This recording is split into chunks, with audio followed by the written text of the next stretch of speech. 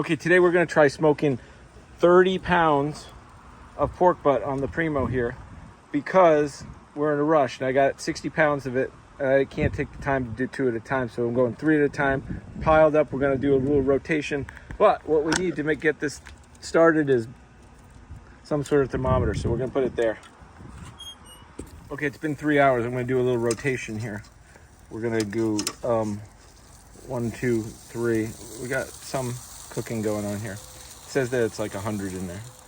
Okay, it's looking there.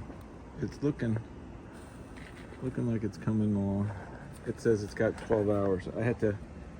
I've been at exactly 190, so. Okay, here's what we got. This is 18 hours. It's gonna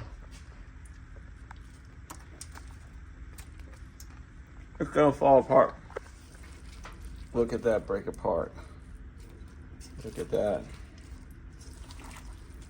That is soft. That's how you pull pork right there. Pull. The whole thing just comes apart. That looks delicious. 30 pounds of pork. We'll have to weigh it.